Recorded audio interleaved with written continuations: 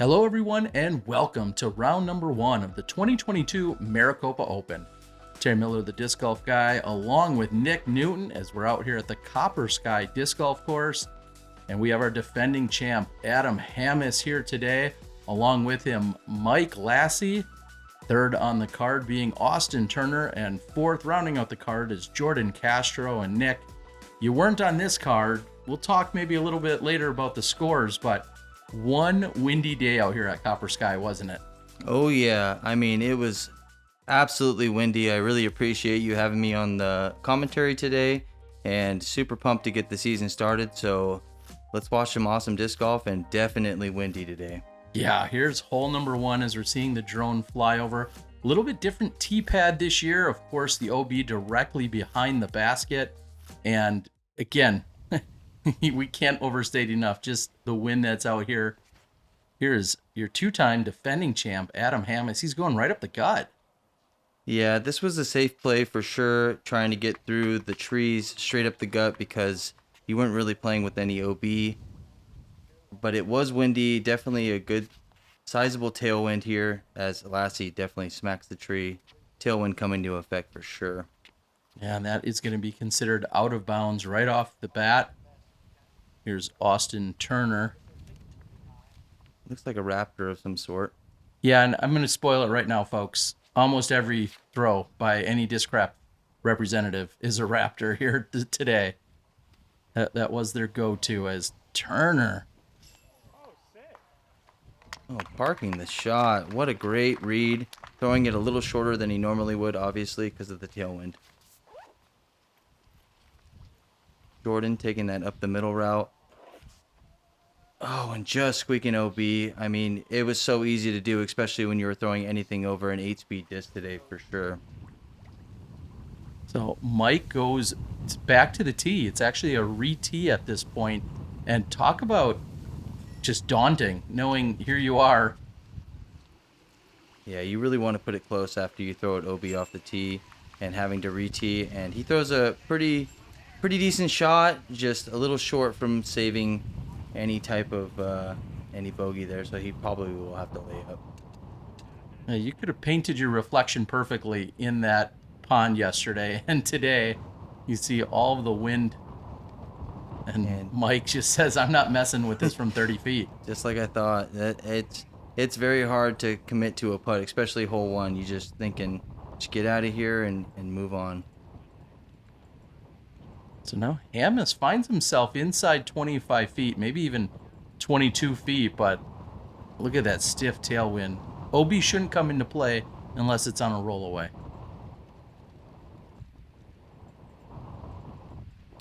Oh, and jamming the putt. What a great putt from him, especially with that crosswind. He definitely had to aim left of the basket on that one for sure. Now Jordan has an opportunity to save the par. He went out directly behind the pin. As you see the flag with the headwind, great putt from Jordan. Clearly, park jobs are always great, but on a day like today, what a premium when you're leaving yourself even with a 6-footer. And even that 6-footer looked a little testy. The double or triple pump. And Mike with a little bit of a rough start. He's going to take the double bogey to get things going. We're going to head over to hole number 2. And man, everything about that headwind, or should I say tailwind, now just became a headwind. Oh my gosh. The crosswind on this hole really forces you to throw either right up the gut shot, which in previous years there was a Mando, and it was right of the tree, and now this year has changed, and you can go any way you want and same OB applies. So kind of plays as an island, so I'm going to see probably everybody here throwing a big hyzer.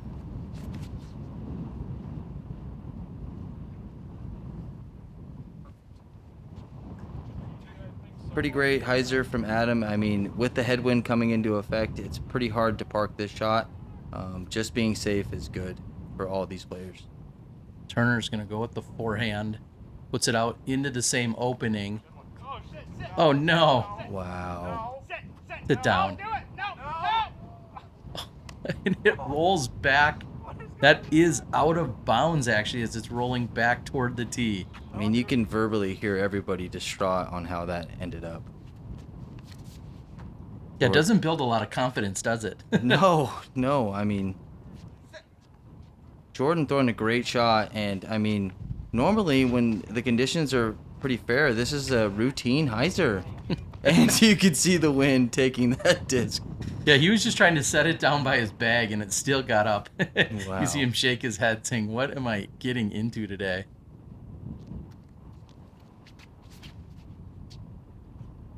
Looking good, and just not getting the push left that a normal hyzer would get, but that is definitely the best shot of the group right there. Great shot by Mike. You can see that Austin will just move up to the drop zone. So this is one of 2 drop zones, and if he doesn't make it in the island from here, he moves up, but it looks like he's going to safely make it right into the grass. Still a very long putt for a bogey.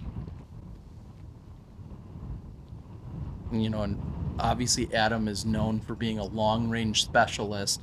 Not sure that's going to really, how much that's going to benefit him here today. I think he's trying to specialize in layups right now. Yes, and even that was tough. Look at that. That was no more than 55 feet, and he still had a hard time getting it within 10 of the basket. I play with Jordan quite often here in Arizona lately, and he is a very, very good spin putter, and that seemed very difficult for him.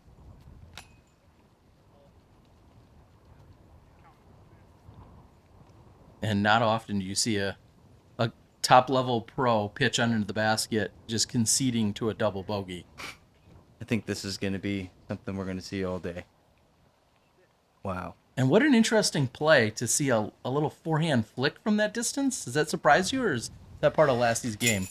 No, this is definitely not part of Lassie's game. And just being close to the water, I know the wind picked up a lot more here. As we get farther away from the water, it should die a little bit, but I'm going to guarantee that they're still going to play the same game.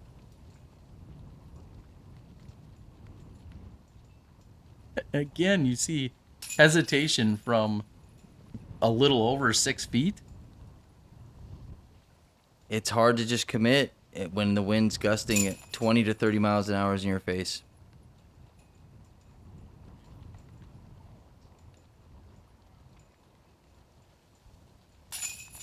A very good putt. That putt right there is probably one of the hardest at the game. The right to left with a right-handed putt, it can sail on you, but everybody definitely connects, and on to the next one. Yeah, we're gonna move over. Hole number 3 comes in at 410 feet. It's another par 3, as most of the holes out here are par 3s. There's a couple par 4s sprinkled in. And normally you worry about a really powerful shot going all the way deep of this pin and finding the OB long. I don't know if that's going to be a problem today. No, I myself threw a fairway, and normally I throw a distance driver here, just because the tailwind was so heavy. And as you can see, Adam's having trouble getting this thing turned over and skips way left on the fairway and actually trickles OB. Wow.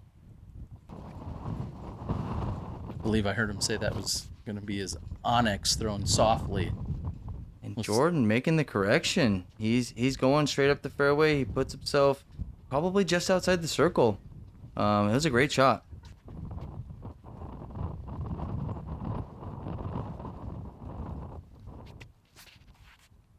Lassuy probably throwing one of his new predators. Playing it safe, not trying to go too long. Obviously with the tailwind, it's very easy to get past into that OB. So 3s are good today, definitely.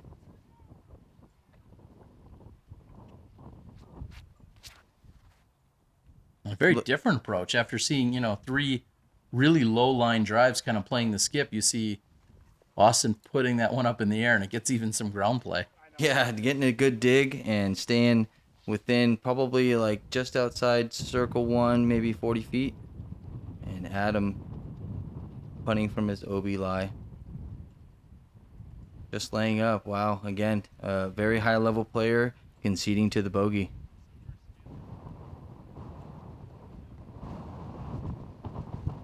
Definitely thinking a lot about this putt because of the The crazy wind going on. Just on a layup. Wow. You can tell these guys are right off the bat. I feel like they're really respecting the wind. They're the last MPO group to go off. So they've seen crazy scores coming in throughout the day. And look at this, Jordan again inside the circle and says, I don't even want to mess with it. And he just pitches it underneath. I wish I was as smart as him, Terry. Nice putt by Adam. Severe tailwind, maybe a little right to left crosswind. Everybody else going to be tapping in. Doesn't like the way the basket sits. There you go, Austin.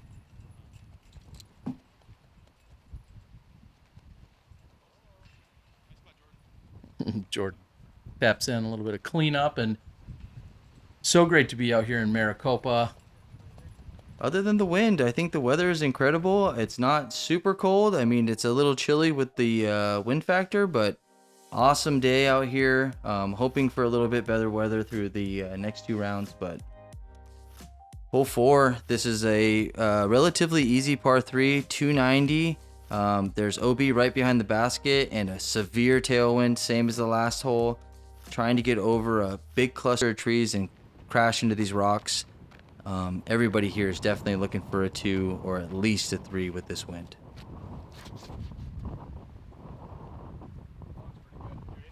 And this hole is just blind. I mean, there's no other better way to put it. It's blind. You can kind of see a flag that I zoomed in on there, trying to show you guys. It's almost dead straight from where they are on the tee, but you're just throwing something that you trust to 300 feet, essentially. Wow. And your guys' guess is as good as ours on where these are landing. But from what I'm seeing, if you're throwing a fairway driver, you are pushing the out of bounds for sure. Throwing a mid-range is probably the smarter choice. But I think all their shots look relatively close. Besides Lassie's. Lassie's looked a little long. I think he's going to be just on the left side. Adam's going to put this one up pretty high as well, and just look at it dumping on him. And he's also going to find himself on the left side, inside the circle, but just left. Here's where we find Turner. On any other normal day, this would be a relatively simple putt. Yeah, this is a gimme all day, and wow. He's lucky it stops. There is a sidewalk or a road right behind there, and that actually did stop. And Lassie having a drop putt in a headwind. Not easy. No. Wow. Yeah. Normally that would be not that difficult, but with a headwind like that, there's no way that you can guarantee that your nose angle will be correct. And great putt from Austin. That was definitely straight into a headwind, so good pickup.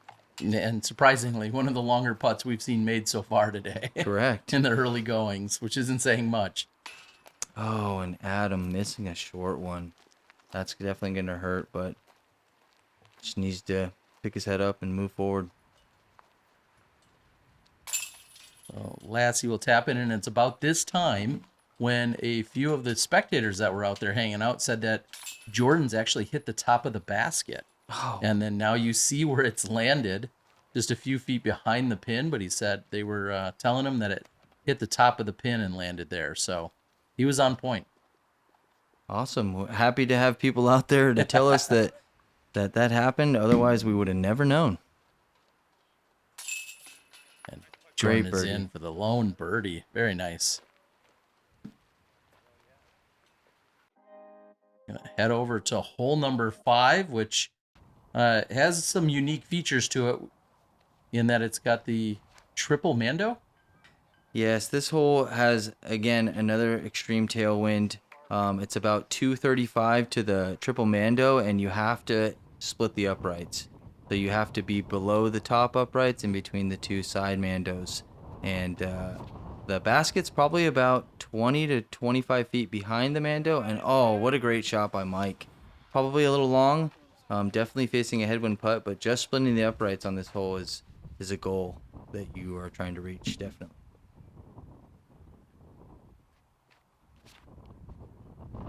This looks a little high by Austin. And just dropping just in time. Great shot. Park job for him.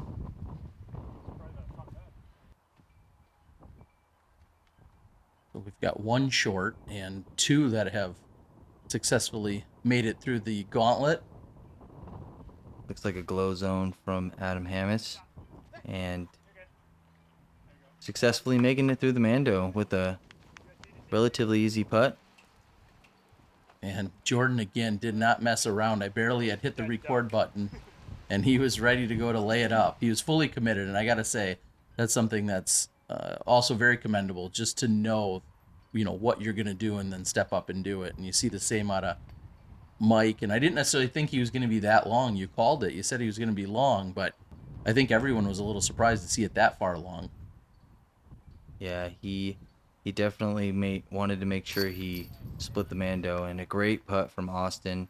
That one was actually a little longer than I thought as well. Austin back to even.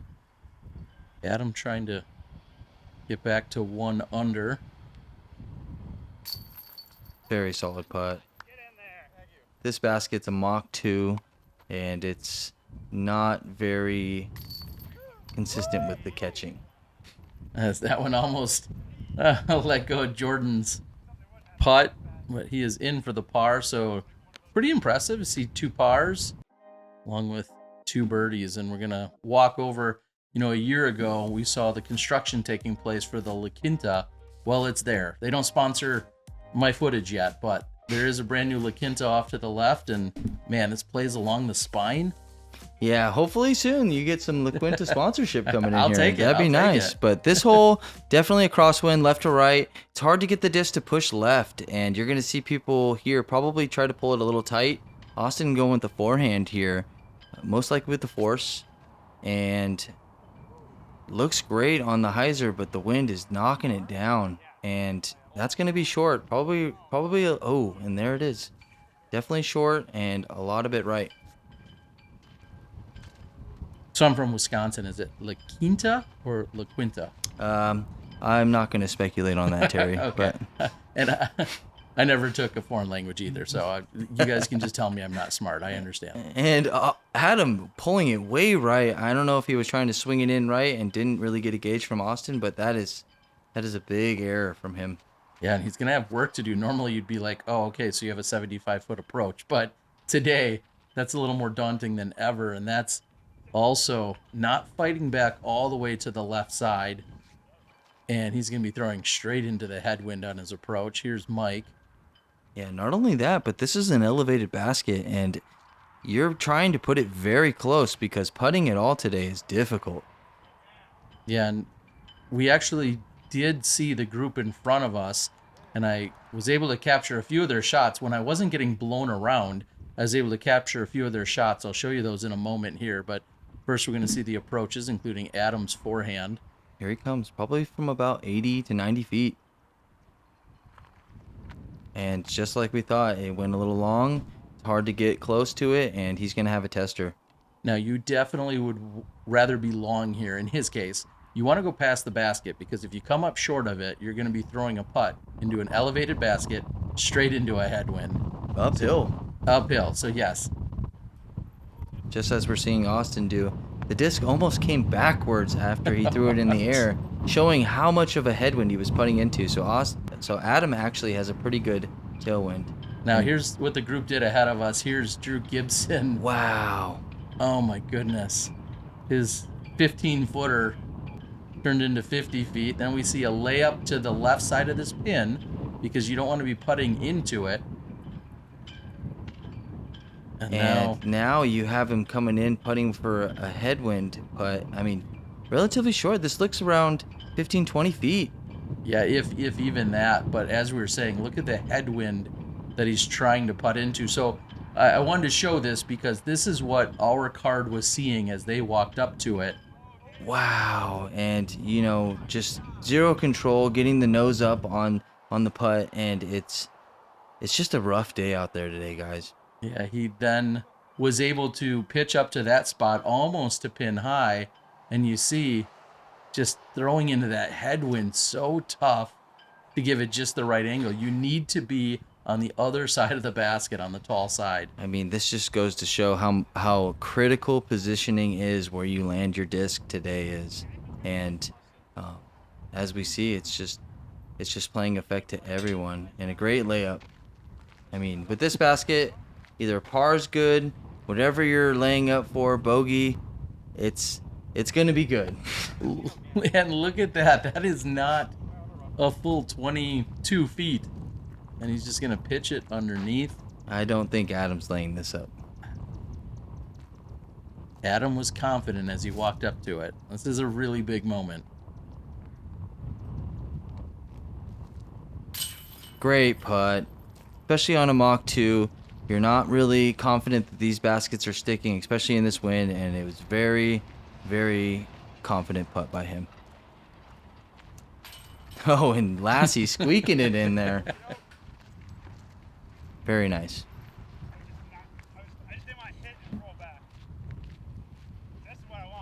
Jordan feeling like he has to tell everybody why he laid it up.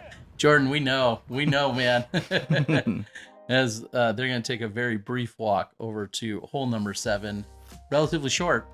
Yeah, hole number 7 plays as an island. This hole is 239 feet. The island's not that small, but with the wind playing today, left to right, it makes it very difficult to keep the disc on a hyzer and land in the dirt. So let's see how they play this out.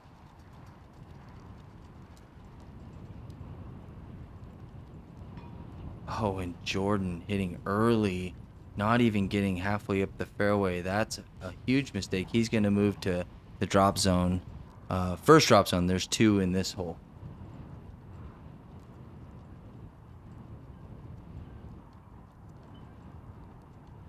And Adam playing it very safe, playing for the left side of the green, making sure that he's in bounds, knowing that that fence is down there, that if he at least hits it, he's in bounds.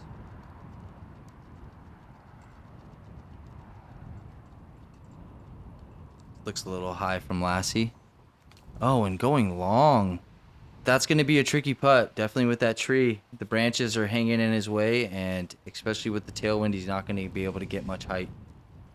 Or see what Turner can do. You see him relying on that forehand so much today.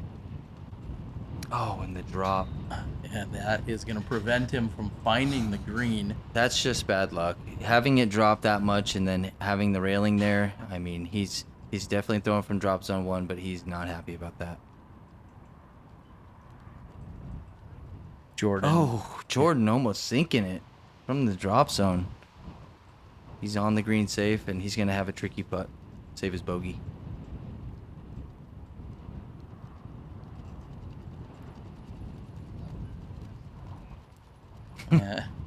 After it pops up a little bit, Austin's going to be left with that to save his bogey. Definitely in the headwind. And Mike is just going to pitch out. You know, maybe that's a blessing in disguise. He wasn't even tempted to try and do anything heroic there. Just pitch it up, walk away with a 3, realize you're probably picking up strokes on a few of your card mates, and nothing wrong with a 3 here today. I'm going to say that taking a 3 on every hole is probably a good thing today. That's a great point, yes. Hamas has an uphill putt. He's got to be careful with what he exposes here because this could easily carry past. But jamming it. What a great putt by Adam. The wind was definitely pushing a left to right, and he had to keep that disc on a hyzer to get it there. He looks like he's stoked. Great putt. And I believe Adam said he putted every single putt today with a zone. He did not bust out his putters at any point. That's shocking. And this is not a regular putter, I think, by he's not Austin. happy about that. I feel like that's some form of a mid-range, and I apologize, I don't know, but I don't believe is a putter. I actually play with Austin quite often in Tucson, and that's a zone. Okay. And look at this wind just staring at 10 feet.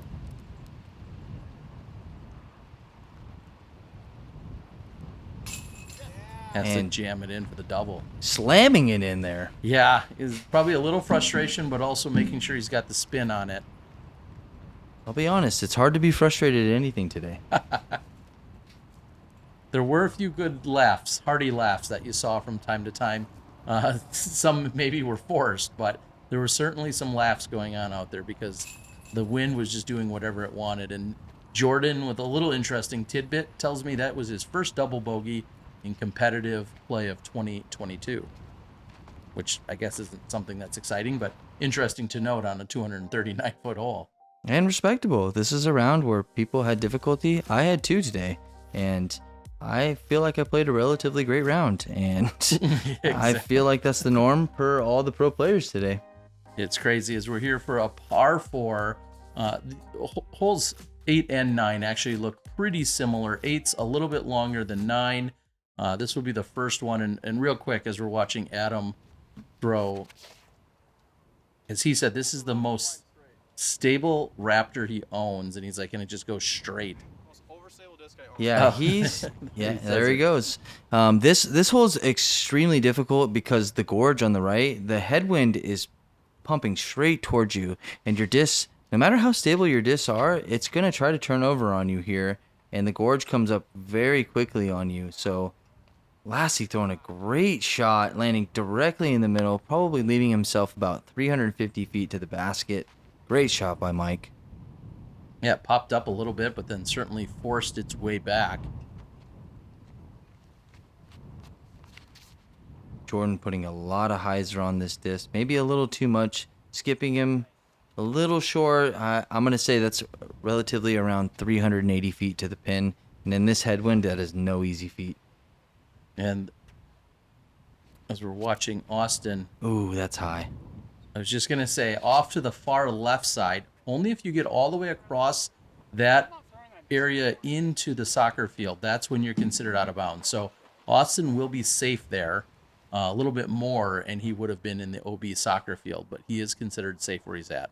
And from what I heard, I think he's not throwing that disc anymore this round. Yeah, he said it's just too stable. He may have even acquired it just before the round from Adam, actually. And so they were discussing its stability. And he's just pitching out to the middle of the fairway. Smart play. Jordan going right up the middle. Tailing off a little early. Ooh, and a major skip. That's going to leave him with a par look at best. Yeah, way off on that left side over by the mound. Adam, wow, that's high and flipping. Wow, it's turning out to be a great shot if it gets down. And rolling to the pin, probably within about 28 feet. Probably not what he was looking to do, but hey, whatever works, right, Terry? Yeah, it got a little bit of everything there, including a little luck at the end to roll out. Lassie's is filtering to the left. Adam's calling for it to punch out, and And getting it a good tries, kick. yeah, but not quite as much. You know, it seems like it's a common error for a lot of the players here today, just going a little too high with the wind. The wind is definitely a direct headwind here, no right to left at all. So height control is very crucial. Same mistake for Austin.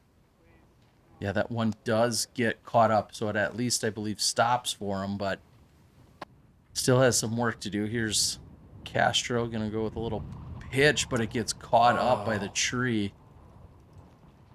It's a pretty easy mistake to make here because you're really not trying to expose the flight plate to the wind, and it seems like he overthought it a little bit, and he's going to have a little bit of work to do, at least to save the bogey. And here's Austin, and I apologize, I barely saw that come through at the last second. Thinking about holes 8, 9, how there's 1,300 feet of play on these two holes, and they essentially are the same hole into a headwind for 1,300 feet. Yeah, and having an OB right the whole way down, higher than the plane of the fairway, makes it extremely difficult. You cannot get the disc to turn over at all. You have to keep it on a hyzer and get a good amount of distance. So the wind really taking effect to these guys right now. Jordan's going to pitch underneath. He's looking at a bogey. And Austin looking at a 15-footer. Seems like he's getting comfortable with the wind putts, or maybe a little low. The tap ins, and as we're getting ready to move on, I got a huge shout out to Zach Taylor, who did all of the drone previews, and he said his good buddy Mike Sullivan is the one that got him into disc golf. And Zach, I can't say enough. I appreciate so much these beautiful drone previews that we've got as we're here for the Infinite Disc Maricopa Open presented by the Disc Shack. And here we are, hole 9, last one of the front half. And like we just said, 625 feet, OB right, OB left. Any different game plan here, Nick? Yeah, this hole's a little bit shorter, and it also has a tree right in the middle that has grown since past years. So if you don't have a solid 400-foot hyzer in the game, you need to lay it up a little short so that you actually have a good shot to the basket here. So I'm going to see probably half of these guys on this card laying it up short and trying to attack it from the second shot.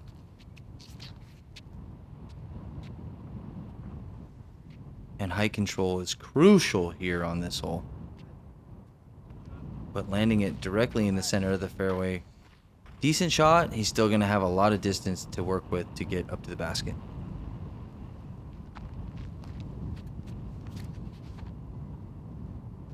And what looks like would normally be pulled way over actually bites itself right back into the fairway for Castro. And if you're not telling me that Austin Turner's run up and forehand release doesn't look just like Austin Hannum's, then you're crazy. Because you watch Austin Hannum, the way he kind of, I don't want to say, I don't want to say the word waddle, but the way he kind of just approaches the pad and then just gives it the flick of the wrist, I just feel like it's eerily similar to Austin Hannum's. Or Hannum's is like Turner's, either way. I would agree with you in some sense. Definitely, they have a little bit of a skip step to their forehands. And since I'm in the same area as Austin Turner, I'm really trying to mimic his form because he is by far one of the farther throwing sidearms as a lefty that I know. And that's why I say it clearly no disrespect to either of them. I just think it's interesting how similar their forms are. Very envious. And we get 310 to the pin according to our Bushnell Edge rangefinder. Oh, and just sneaking around that pile of dirt. The two dirt piles are literally in front and behind of the basket. So if you get in front of the first one and behind the first one and in front of the back one, it puts you right at the pin. Did it go over the path? We can't see it. Nobody could see really much of anything, but he's going to be all right from there. Trying to collect as far as Mike, just trying to give the approach up and over. Nick, I'll ask you, and then I'll ask the everyone to put it in the comments, like, share, subscribe, all the YouTube stuff. But is this the windiest round of golf you've played, or at least in recent memory? I'm going to say yes. It was by far one of the windier rounds. I'd say 20 miles an hour to 40 mile an hour gusts. You definitely had to pick your moment when you were putting, and I hope it calms down for the rest of the week, Terry. Let's hope that it does. We're seeing a very impressive 2 under by Adam Hammis. That's one of the better scores so far in the front 9. Good friend Anthony Barella also shooting pretty well. And of course, we're going to give you the exciting conclusion in the back half of this round. But crazy to see these scores when normally you're thinking 3, 4, 5, 6 unders. And Hammis is all but leading things right now with his 2 under at this point. Yeah, people are going to be striving to make a stretch towards the end. There's a lot of birdieable holes coming in the back 9, so they're definitely going to be playing it a little more safe, and they've figured out the wind a little better, so I'm really excited to see the back 9, and thank you for having me, Terry. I appreciate it. All right, everyone, that's Nick Newton. Make sure you like, share, subscribe, do all the YouTube things. Comment to win a disc. We're going to have some giveaways again here and in the back. We'll see you then. I'm the Disc Golf Guy. We're signing out from Maricopa.